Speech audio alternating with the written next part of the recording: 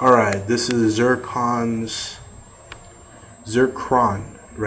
is Zircron's epically long post, read without any practice, by me, Gesler.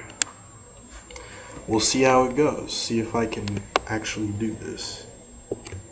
Alright, here we go. This is tricky, thought Zircon. Zircon thought. Thinking was difficult, sometimes. Too many voices inside his head. So very many voices.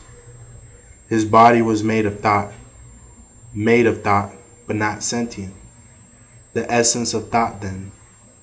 Thought as a construct, transformed out of aura and initially constructed in such a manner that would hold a soul. He had constructed the body to survive and adapt to survive.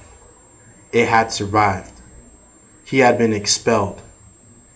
He had the body expelled him in order to survive. Was that it? What's a body of pure thought anyways? Mysticism? He thought, as opposed to the stuff he was made of. Resilient, no signs of outward change. Perpetually maintained. That had to be the spell, no? Why would reunion cause instant annihilation? He concentrated. And did he care? Really? His lips moved a little. No, he did care. He had a granddaughter to get back to, after all. And she needed him, with her current injuries. Need him full stop, really. He shook his head. Concentrate. Keep the carrots at bay. Focus, focus. The initial form, being essence, would have been absorbed the spell. This form was not absorbable essence. It had been altered to be non-absorbable.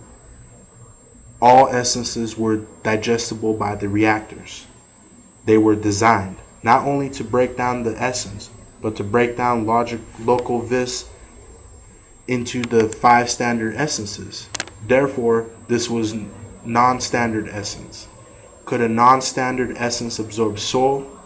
What were souls made out of anyways?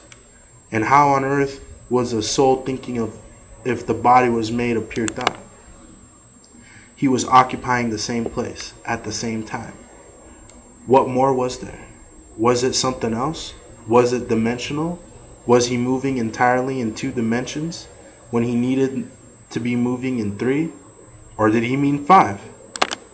Time, X, Y, Z. What were the other dimensions? Hard to do. Extra dimensions? Limbering up his brain. No, he just needed an analogy to do it. After all, in 3 dimensions, depth can be represented by a variety of methods. Here, he needed to think of another way. 2 different images with a set property to show distance. But was that strictly necessary? 5-dimensional objects could be seen in 3-dimensional spaces. Their 3-dimensional properties could vary as the 5th dimension altered, provided there was an interlink between the 2, which, provided the 5th dimensional was space, there was likely would be. It would be indeed analogous to a 3-dimensional object being presented in a 2-dimensional manner. Then he would need to quantify it somehow. If you can imagine, a light shining on a 3D object, it leaves a certain shadow on the wall. But if you move the light, the shadow changes. You can extract information from a compilation of shadows, created from lights shown from different perspectives, to put together a 3D object. Concentrate, keep focus, crazy at bay. And with one segment of his mind, he thought, looks like I need my identical twin brother, Zekro, to help out. Zekro wandered over. He looked very much like Zekron. Hey Zekro. Hey Zekron. Can you teach me 5-dimensional mathematics? Sure, where should I start? I'd say begin at the very beginning. That is the very best place to start. When you start with physics, go XYZ, XYZ, XYZ time 5.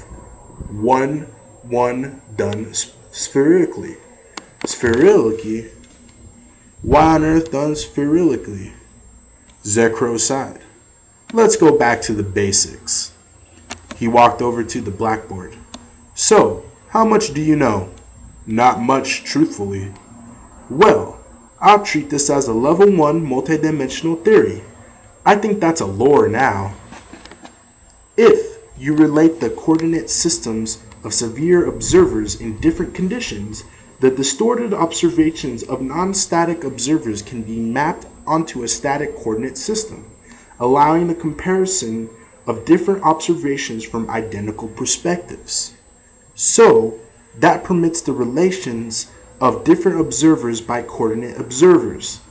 That established, we need to see if there are quantities that are the same despite alterations of the perspective. These would be observers.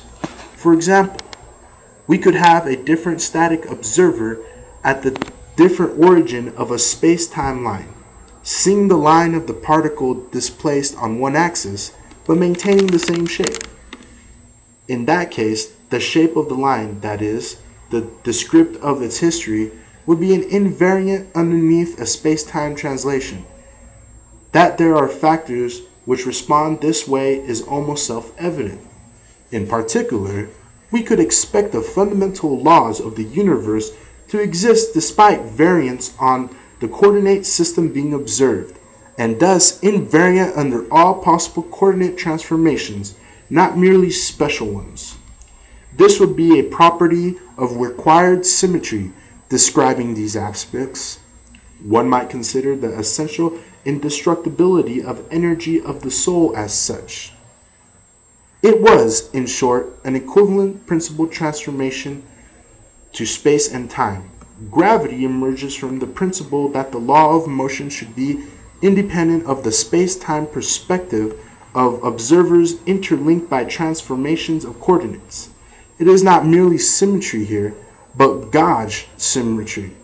Assuming we've got the inertial relative distance sorted, inertial relative distance, and variant distance, space interval squared minus time interval squared minus maximum constant, a formula that, despite interval being different for different inertial observers, it will create an identical numerical value for either an observer in motion or a static one. If two events are connected by a signal, the invariant distance is 0. If it is a space distance, then it is positive, and if it's negative, then it's time. Simple enough? Seems to be. It's a basic framework in any case. So, let's take this object, any object, and let's say you're looking at the object now, and in the future. Plug in the formula, and you see negative time, no change space. Simple. Matter and energy can travel between connected and time distance, but not space distance. Teleportation is intrinsically a connected distance, but it does not raise the point that the part of the universe visible is only the part connected by time and connected links, as opposed to that separated by spatial link. That would be moving faster than the maximal transit of information during creation, which helps to form a natural boundary, which explains some of the motion of objects. In that an object is moving in the shortest path of multiple dimensions. As I said, the gauge symmetry leads to this. Consider the curve of Telath, a two-dimensional path and very different from a three-dimensional. The world line of the object is one thing, and that interacts on both the levels of space, time, and additional dimensions. Well, with a direct effect on space-time through a warp, that would necessitate an immediate and incredible constant flow of information back and forth. Have you ever detected such a flow? When you are performing your flight experience, perhaps. Have you ever attempted to block such a flow? No. That is because there is no direct flow. The impact is local and within the maximal transit of information and the secondary type of connection, which is finite.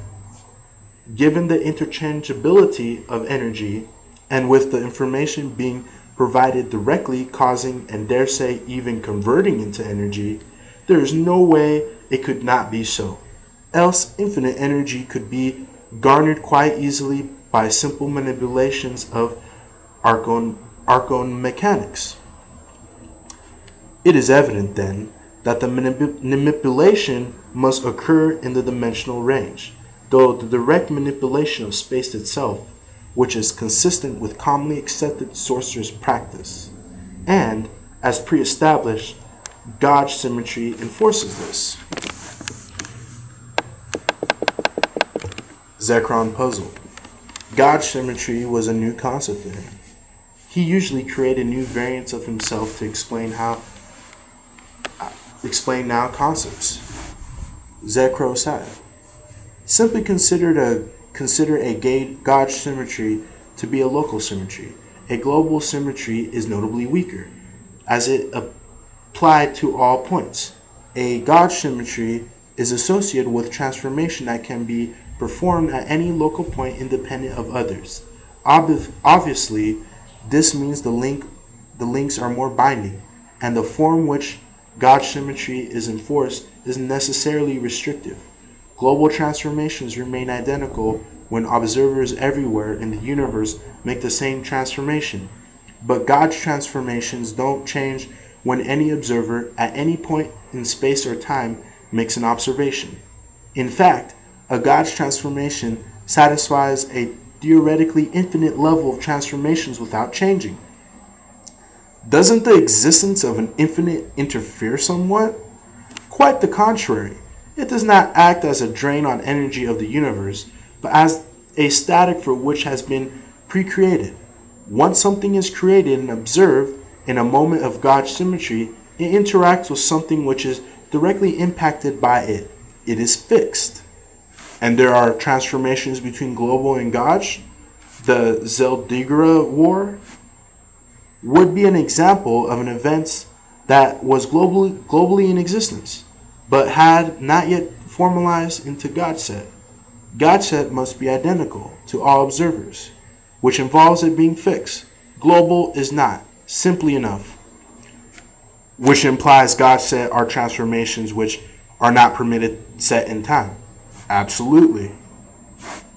Which implies that the different transformation effects could also affect, even retarding, the progress of time in global, and that is if the gauge sets have consequent activity based on the transformation to global. Then there's an information transfer, which is limited by maximal information speeds. Yes. Okay, so how do teleports work then? Bending space, simple enough, but you've got the time issue with long-range teleports.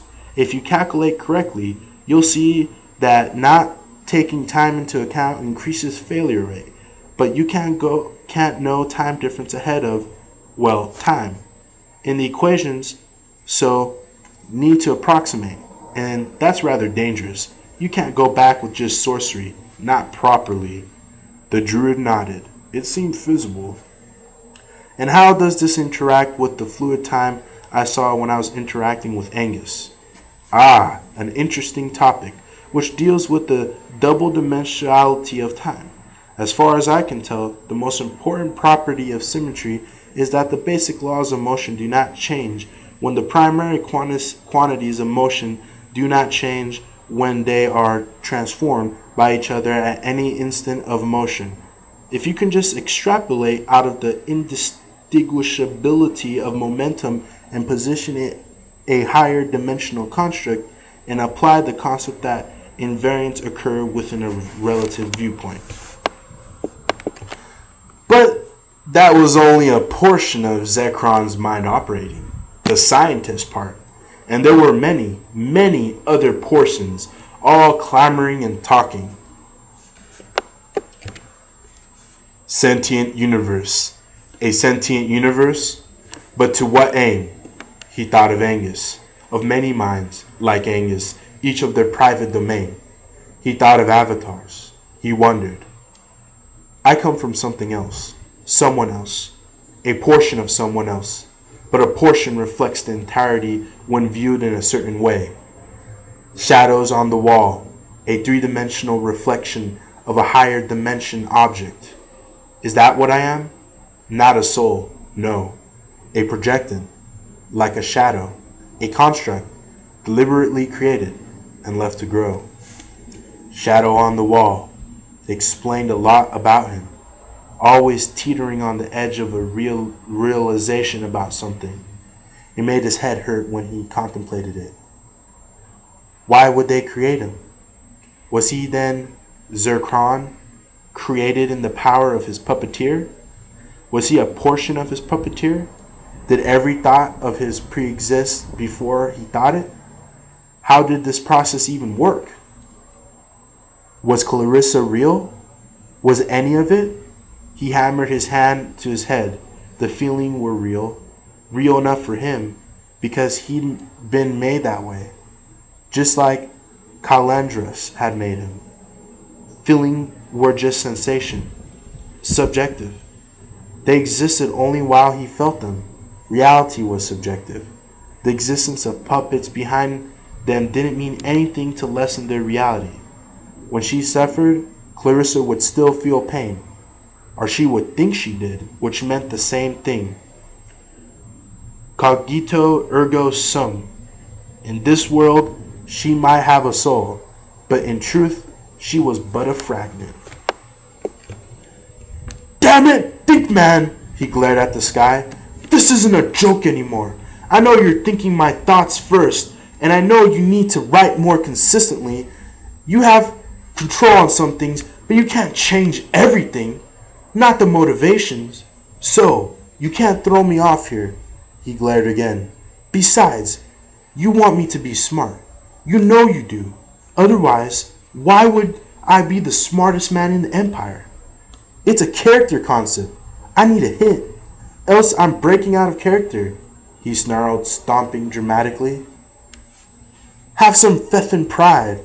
Give me a clue here. Zekron suddenly felt depressed, bordering on suicidal. He had an urge to leap off a building and smash his head into the rocks. Oh! Like when I tried to kill myself as a bird? You thought that was funny, huh? A arbitrary suicide attempt. Zekron doubled over, cracking open at his own suicide. F you! The druid turned to his side. Let's approach this logically. We both want the same thing. A solution. Curiosity is my defining feature, so I'll assume it's a part of your makeup too. You want a solution to all of these things, and I'm fairly sure you don't have a solution yet. Else there would be hints all over your place indicating that I do know, even when I consciously don't. But you can't tell me directly because that would abuse of your powers. So I have to figure it out of my own accord. Through thoughts I could conceivably have. He pondered. How would Zekron tread out with me? Zekron, the fourth mental segment, mused, imitating the mental image of his own puppeteer. Taking on a pompous pose, he invisi-bearded dramatically. He thought very hard. Do thoughts exist that aren't fixed in God's symmetry? I wonder. Thoughts that aren't registered by the world. I remember learning how to do that. I did it earlier. Hiding it from Calandrius. Just need to hide the thoughts from him, and then have the plan come across as logically coherent in the aftermath. Almost a retconning of thought. Zekron felt his head start to hurt. He leaned forward. Don't do that. Are you telling me that that's never been done before? Motivations ascribed? Or that you ever thought unregistered didn't happen? Global symmetry invoked, my friend, my puppet. Lot of head pain you've given me over the years. Even had migraines? You think me like you do, or did. You have limitations, I'm sure. Why would a perfect God create such a flawed creature? No, I've met one of you. You are not a God of perfection, creator of mine. Certainly not Angus. Powerful, yes, but fundamentally not that impressive. Bit of a poser, probably compensating for something. All those tentacles. Let's start again, he coughed, putting on a booming mental voice. Angus, you silly twit, this is me impersonating my creator. Which can only mean my creator is thinking these thoughts, which means my creator is speaking to you, and I'm going to start infer things, shadow style from that. And that's it. I'm taking control of the situation right now. He spun on the spot, looking distracted, glaring at Duncan. Shh! Not now! Duncan, I command you to do nothing. Good. I'm thinking. With a massive amount of instant cognition, he mentally forced the universe to make it so, he thought. Zekron thought silently for a moment, hiding his thoughts from the world. He waited to see if the world noticed. He waited to see if his creator intervened to make his thoughts public. He wondered, publicly, if he knew whether the thoughts were perceivable. Man, this is a good way to get around the insanity thing, he thought to himself publicly. In his own mind, hidden away, he plotted. You too, Zen. Atta girl. Good point about Clarissa, he mumbled. Does seem like a plot arc. We'll go to do dark places. The Empire needs a better class of criminal. Just need a scapegoat. Can we get one of those? We could go to Laro. Laro is nice. High Peak? I remember what Calandra said. A dark path. The mind behind Clarissa. She wants to prove that. Wants the story, I think. Need to get into her head. Heads of the universe. Benign doesn't mean not dark. One-way plot, and one must play. Another of his mental segments was talking loudly too, lecturing the rest. Let's break it down. This thread of time, it's a single track thread. Bit like my master training in Jadexia. But doesn't have the same feel. A bit benevolent. Talking rock, chummy folk. I like talking rocks. Also, like mountain in High Peak, and Happy Pig in Jadexia, and talking Scappy in High Peak, and the platypus, and the calandrius tree. Lord, I miss High Peak. The happiest days of my life. Isn't that right, pig? Zekron reached down, scratching the head of the mental pig he was envisioning. It oinked happily. Remember that? How simple things were back then? Just me, Mr. Wilson, and Clarissa, not holding the burdens of the world for a while. Little house by Calandrius tree. That was my heaven, pig. Don't need anything more than that. Sometimes it doesn't feel real, he sighed. But this thread, it's one away. Angus is the spirit behind it, and he's never been shy of that. That's why the events have been so predetermined so far, and why we have Angus, the flesh puppet, here to make things go the way that's preordained. Deviation isn't in the script, my friends. The broad scheme of things, that's set. But the individual details, I think, are still in flux. My story in particular. The less people seeing me, the more freedom I have. The thoughts drifted out of consciousness. The world seemed a little darker. I wonder if I were to die, I'd get to meet Clarissa again. But she's not real, is she? She's a projecting. Not really my granddaughter. But if I die and she dies, then the creators behind them, they go on. That's something, I suppose. She'll be alive somewhere, in some form, always there in the past, in a fluid time that can be continued, as long as something is left unfinished, in some perfect day a long time ago. It's really never about me. It's always been about them, the puppeteers behind the stage. He felt sad. He would have cried if her were able. He wondered if that was his thought or something shared with his creator. His creator surely had some sort of emotion.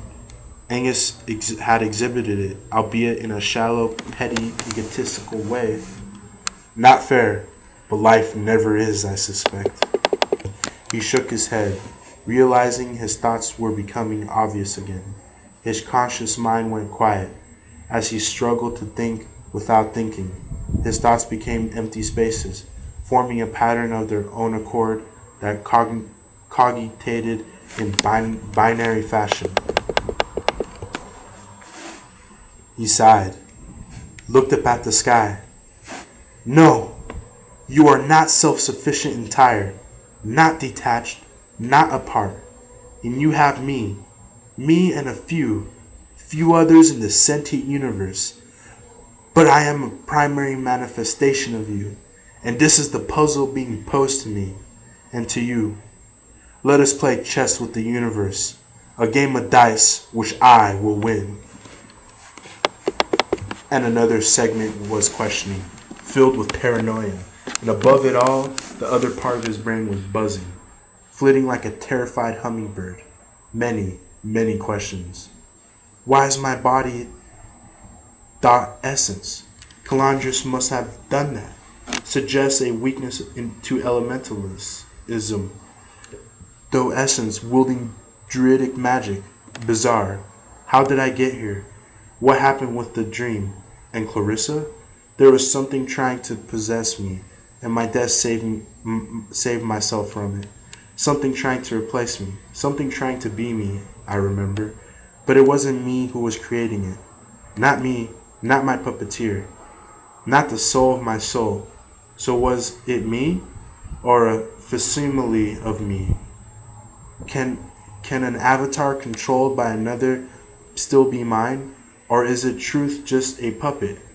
Another in future, an alternate, as I saw when I was in High Peak and saw Clarissa scream in my mind's eye. How did that end? And did it end? How, why, how does it matter? Observations. Apply psychology, Zircon. They want to not see. And what if my thought it a spoiler? A spoiler with a line like angled just like that way, and now my words form a mushroom. Mushroom. Visual of mushroom. But the mushroom falls apart as I see it. When did I stop liking carrots? It's a cliche now, the carrot thing. And how? How did I leave the darkness of the shadow plane when I returned from Trelor? When I saw those willows and ripped a hole in existence and was left dancing in the dark, snuffled at something I don't know. I made it back from Trelor, that's apparent. Yet it was left unfinished and something is haunting. Black is the plot. Black is the plot as I cross the place which touches the eternal, the material and the shadow. And words fell into his head, not his words, but from somewhere else. Between the conception and the creation, between the emotion and the response, falls the shadow. And into his mind wandered a hedgehog, and Zircon danced with joy and laughed, for the shadow was his friend. Can't change much bar myself, but my creator can. But he doesn't narrative consistency, he sighed. But there was a thought in his head, sparkling, new, and not like his creator. If I'm aware, I am an ultimate life form, proclaimed the hedgehog. I am the alpha and the omega. I am the source, the number that cannot be defined by less than it is. And still Zircon danced, for madness was upon him, and it was good. And for a moment, Zircon hated his creator with passion. "Enough!" he cried. "There are no hedgehogs in my mind. Why should there be? This was no relevance to anything. This was never calendrous. This was never an affliction, nor a true madness. Merely you, through my long life. It was you. You! You are why whenever I see Duncan, I think of a small circular pastries being placed in coffee. You! Why I cannot stop speaking of red lights. Who made me love a goddess who knitted kittens and made me into a penguin as a sign of affection? You! You! Carrot after carrot after carrot, my skin to orange, and my mind to cannibalism. Oh, from hell's heart I stab at thee, and hope the loathing in my mind is matched in the deepest elements of your soul. Oh, you're watching me now, aren't you? You and your friends, watching from your higher dimension, laughing at my flatness. Do I seem flat to you, laying here trapped as I am? Are you watching me? You like watching me, don't you? Making me suffer. Was it you who made me a carrot that one time? Blended me like a ant?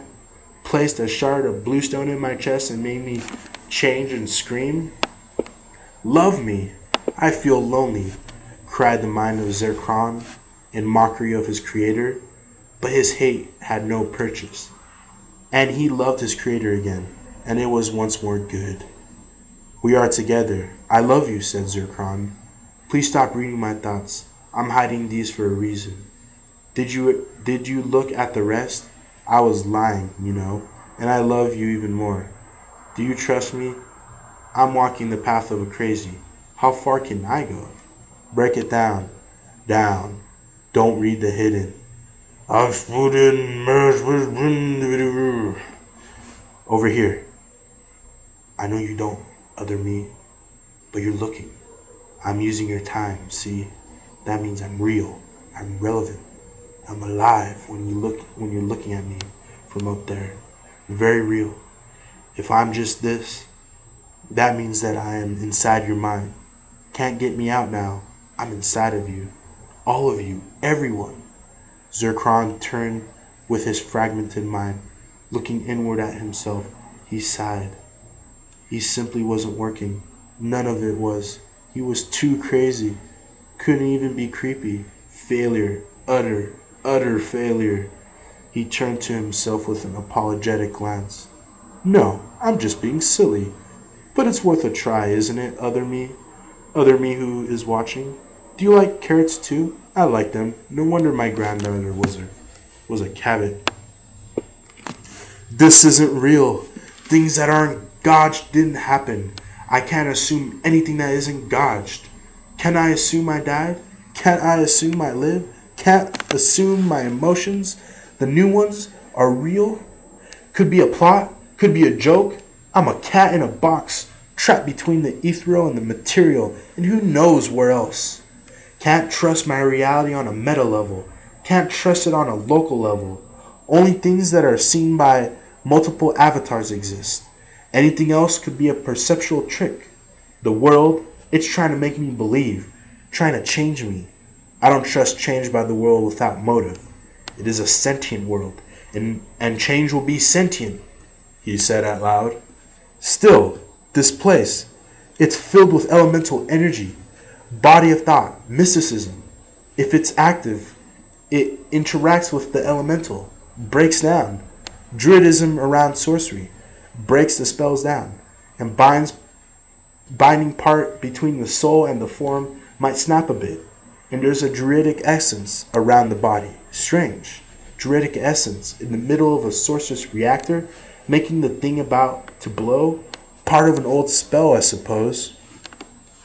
Something that was present. Instant annihilation from reunion. And he thought, that was the voice of the universe saying that, wasn't it? The word of gods. Not the actual gods, but the real creators. Gods whole define reality, as opposed to existing within it. There must be thousands of realities like this. Can you imagine? Thousands of swimming realities. I wonder if I can break free. Maybe not. But there could be others of me. But can I hear the universe here? Like that time when the universe said, I noticed something, but didn't say what, and I sat there shouting, what? Or did that happen? He tried something then, timing. Wait for the apex of an explosion. While there was no druidic essence around his body was the problem, and the mad gods planning. And then try and combine and shut off the druidic essence as quickly as possible. There must be a lot of free druidic essence. Also, the changeling syndrome affected the sorcerers would be, well, druidic. And if the essence was stopped, that would end to explosion. If not, well, could he get any deader? He grinned at the sky. God damn, I need a fucking cigarette.